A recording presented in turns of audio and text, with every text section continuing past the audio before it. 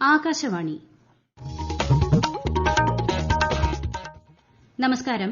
പ്രാദേശിക വാർത്തകൾ വായിക്കുന്നത് സോഫിയ ഡാനിയൽ.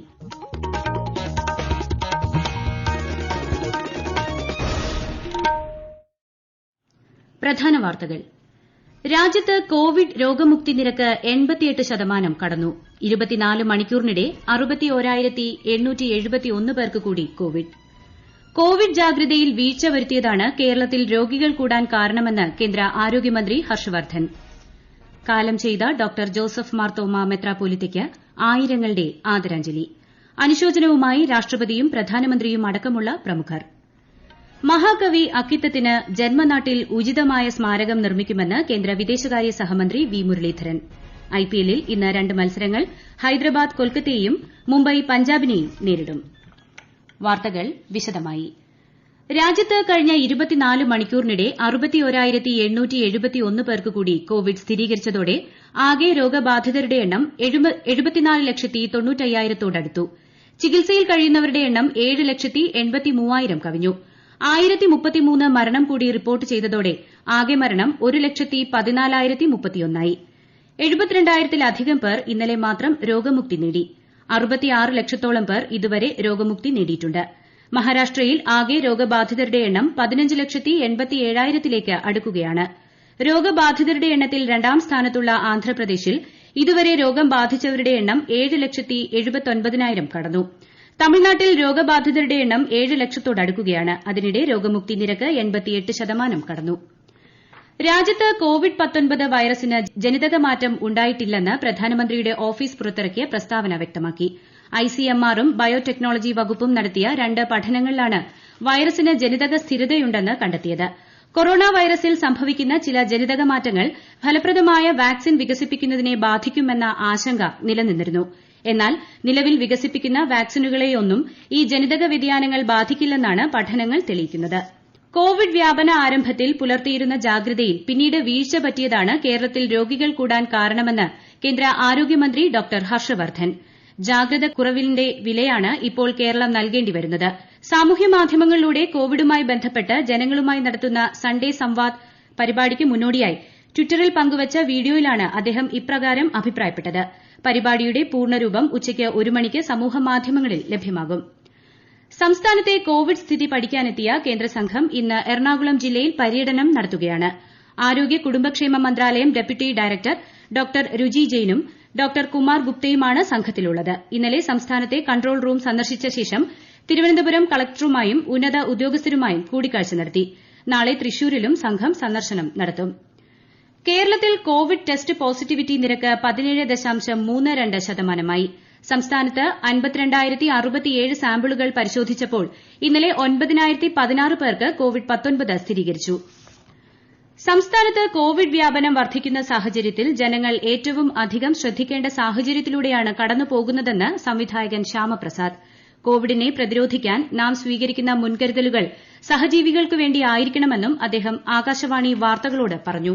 സുരക്ഷിതരായിരിക്കുക എന്നുള്ളത് നമ്മളുടെ ഓരോരുത്തരുടെയും ഉത്തരവാദിത്തമാണ്. അതിനേക്കാളും പ്രധാനമാണ് നമുക്ക് ചുറ്റുമുള്ളവരെ, നമ്മുടെ കുടുംബാംഗങ്ങളെ, സുഹൃത്തുക്കളെ, അയൽപക്കക്കാരെ, നമ്മളുടെ നാട്ടിലുള്ളവരെ ഒക്കെ സുരക്ഷിതരായി നിലനിർത്തുക എന്നുള്ളത്. ഈ മാസ്കും അതുപോലുള്ള സേഫ് ആയിട്ടുള്ള ഡിസ്റ്റൻസിങ്ങും നിരന്തരം കൈ കഴുകുന്നതും വൃത്തിയാക്കുന്നതും സാനിറ്റൈസ് ചെയ്യുന്നതൊക്കെ നമുക്ക് വേണ്ടിയല്ല പ്രധാനമായിട്ടും, അത് മറ്റുള്ളവർക്ക് വേണ്ടിയാണ്. മറ്റുള്ളവരോടുള്ള സഹജീവികളോടുള്ള ഒരു കരുതൽ എന്നുള്ള രീതിയിലാണ് ഇത്തരത്തിലുള്ള പ്രിക്കോഷൻസ് വളരെ പ്രധാനപ്പെട്ടതാവുന്നത്.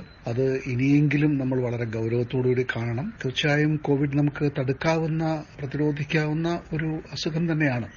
കാലം ചെയ്ത മാർത്തോമ സഭ അധ്യക്ഷൻ ഡോക്ടർ ജോസഫ് മാർത്തോമ മെത്രാപ്പോലീത്തയ്ക്ക് ആയിരങ്ങളുടെ ആദരാഞ്ജലി. സംസ്കാരം പിന്നീട് നടക്കും. ഭൌതിക ശരീരം തിരുവല്ലയിലെ അലക്സാണ്ടർ മാർത്തോമ മെത്രാപ്പോലീത്ത സ്മാരകഹാളിൽ പൊതുദർശനത്തിന് വെച്ചിരിക്കുകയാണ്. കോവിഡ് പ്രോട്ടോകോൾ പൂർണ്ണമായും പാലിച്ചാണ് പൊതുദർശനം. സമൂഹത്തിന്റെ നാനാതുറകളിൽ നിന്നുള്ളവർ അന്തിമോപചാരം അർപ്പിക്കാൻ എത്തിക്കൊണ്ടിരിക്കുകയാണ്. വാർദ്ധക്യ സഹജമായ അസുഖങ്ങളെ തുടർന്ന് ചികിത്സയിലായിരുന്ന അദ്ദേഹം ഇന്ന് പുലർച്ചെയാണ് കാലം ചെയ്തത്. 89 വയസ്സായിരുന്നു. ഡോക്ടർ ജോസഫ് മാർത്തോമ മെത്രാപ്പോലീത്തയെ അനുസ്മരിച്ച് രാഷ്ട്രപതിയും പ്രധാനമന്ത്രിയും അടക്കമുള്ള പ്രമുഖർ. സമൂഹത്തിന് ഡോക്ടർ ജോസഫ് മാർത്തോമ മെത്രാപ്പോലിത്ത നൽകിയ സംഭാവനകൾ സ്മരിക്കപ്പെടുമെന്നും അദ്ദേഹത്തിന്റെ കാഴ്ചപ്പാടുകൾ നിരവധി പേർക്ക് പ്രചോദനമാകുമെന്നും രാഷ്ട്രപതി അനുസ്മരിച്ചു. പാവപ്പെട്ടവരുടെ ജീവിതം മെച്ചപ്പെടുത്താൻ പ്രവർത്തിച്ച അദ്ദേഹം മാനവികതയ്ക്കായി നിലകൊണ്ട വ്യക്തിത്വമായിരുന്നുവെന്ന് പ്രധാനമന്ത്രി നരേന്ദ്രമോദി അനുസ്മരിച്ചു. അദ്ദേഹത്തിന്റെ ആദർശങ്ങൾ എന്നും അനുസ്മരിക്കപ്പെടുമെന്നും ശ്രീ നരേന്ദ്രമോദി ട്വിറ്ററിൽ കുറിച്ചു. സാമൂഹിക തിന്മകൾക്കെതിരെ പോരാടിയ ശ്രേഷ്ഠ ജീവിതത്തിന് ഉടമയായിരുന്നു ഡോക്ടർ ജോസഫ് മാർത്തോമ മെത്രാപ്പോലിത്ത എന്ന് മുഖ്യമന്ത്രി പിണറായി വിജയൻ അനുസ്മരിച്ചു. മാർത്തോമ സഭയ്ക്കും സമൂഹത്തിനും വഴികാട്ടിയായിരുന്ന വ്യക്തിത്വത്തെയാണ് നഷ്ടമായതെന്ന് പ്രതിപക്ഷ നേതാവ് രമേശ് ചെന്നിത്തല പറഞ്ഞു. പാവപ്പെട്ടവരുടെ ഉന്നമനത്തിനു വേണ്ടി ഒരു ആയുഷ്കാലം മുഴുവൻ പ്രവർത്തിച്ച മഹാനായ മതപുരോഹിതനായിരുന്നു ഡോക്ടർ ജോസഫ് മാർത്തോമ മെത്രാപ്പോലിത്ത എന്ന് ബിജെപി സംസ്ഥാന അധ്യക്ഷൻ കെ സുരേന്ദ്രൻ പറഞ്ഞു. സാമൂഹിക തിന്മകൾക്കെതിരായ പോരാട്ടങ്ങളും ജീവകാരുണ്യ മേഖലയിലും മുൻനിരയിലുണ്ടായിരുന്ന ജോസഫ് മാർത്തോമ മെത്രാപ്പോലിത്ത രാജ്യത്തെ ക്രൈസ്തവ സഭാ നേതാക്കളിൽ മുഖ്യസ്ഥാനീയനായിരുന്നു. സഭയിലെ മാറ്റങ്ങൾക്ക് നേതൃത്വം നൽകിയ മെത്രാപ്പോലിത്ത പാർശ്വവൽക്കരിക്കപ്പെട്ടവർക്കു വേണ്ടി ജീവിതത്തിന്റെ നല്ല ഭാഗം നീക്കിവച്ചു. ഒരു റിപ്പോർട്ട്. 13 വർഷമായി മാർത്തോമ സഭയുടെ മെത്രാപ്പൊലീത്തയായിരുന്നു ഡോക്ടർ ജോസഫ് മാർത്തോമ മെത്രാപ്പൊലീത്ത. ആരോഗ്യ കാരണങ്ങളെ തുടർന്ന് ഡോക്ടർ ഫിലിപ്പോസ് മാർ ക്രിസോസ്റ്റം മെത്രാപ്പൊലീത്ത സ്ഥാനം ഒഴിഞ്ഞതിനുശേഷം 2007 doctor Joseph Mar Irenaeus മെത്രാപ്പൊലീത്ത സ്ഥാനത്തെത്തുന്നത്.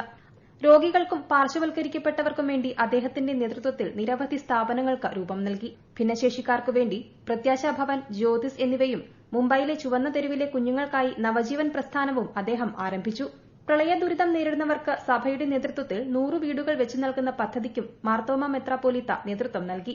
Maramon കൺവെൻഷനിലെ രാത്രിയോഗങ്ങളിൽ സ്ത്രീകൾക്കുണ്ടായിരുന്ന വിലക്ക് നീക്കിയത് മെത്രാപ്പൊലീത്തയായിരുന്നു. UN ലോക മതസമ്മേളനത്തിൽ പ്രത്യേക ക്ഷണിതാവായി പങ്കെടുത്ത് ഡോക്ടർ ജോസഫ് മാർത്തോമ മെത്രാപ്പൊലീത്ത ലോകശ്രദ്ധ നേടി. News desk, Akashvani. ഈ വാർത്തകൾ ആകാശവാണിയിൽ നിന്ന്. കൊറോണ ആശങ്കയല്ല, ജാഗ്രതയാണ് വേണ്ടത്. കേന്ദ്ര ആരോഗ്യ മന്ത്രാലയം പുറപ്പെടുവിക്കുന്ന നിർദ്ദേശങ്ങൾ. ജനങ്ങൾ കൂട്ടം കൂടുന്നത് ഒഴിവാക്കുക. ഇടയ്ക്കിടെ കൈകൾ സോപ്പും വെള്ളവും ഉപയോഗിച്ചോ സാനിറ്റൈസർ ഉപയോഗിച്ചോ വൃത്തിയാക്കുക. നിർബന്ധമായും മാസ്ക് ധരിക്കുക. പനിയോ ചുമയോ ശ്വാസതടസ്സമോ തുടരുന്ന സാഹചര്യത്തിൽ വൈദ്യസഹായം തേടുക. കൊറോണയെ സംബന്ധിച്ച വിവരങ്ങൾക്ക് ആരോഗ്യ മന്ത്രാലയത്തിന്റെ 1075-ലും ദിശയുടെ 1056-ലും ബന്ധപ്പെടാം. മഹാകവി അക്കിത്തത്തിന് ജന്മനാട്ടിൽ ഉചിതമായ സ്മാരകം നിർമ്മിക്കുമെന്ന് കേന്ദ്ര വിദേശകാര്യ സഹമന്ത്രി വി മുരളീധരൻ പറഞ്ഞു. അക്കിത്തത്തിന്റെ പാലക്കാട്ടെ കുമരനെല്ലൂരിലെ വീട് സന്ദർശിച്ച ശേഷം സംസാരിക്കുകയായിരുന്നു കേന്ദ്രമന്ത്രി. ഇക്കാര്യം കേന്ദ്ര സാംസ്കാരിക മന്ത്രാലയവുമായി സംസാരിച്ചു കഴിഞ്ഞതായും അദ്ദേഹം അറിയിച്ചു. അക്കിത്തത്തിന്റെ സാഹിത്യ സംഭാവനകൾ കാലാതീതമാണെന്നും മന്ത്രി പറഞ്ഞു. വയനാട് പാർലമെന്റ് മണ്ഡലത്തിലെ വിവിധ പരിപാടികളിൽ പങ്കെടുക്കുന്നതിനായി രാഹുൽ ഗാന്ധി MP നാളെ വയനാട്ടിലെത്തും. 19, 20, 21 തീയതികളിലാണ് അദ്ദേഹം വയനാട്ടിൽ ഉണ്ടാകുക.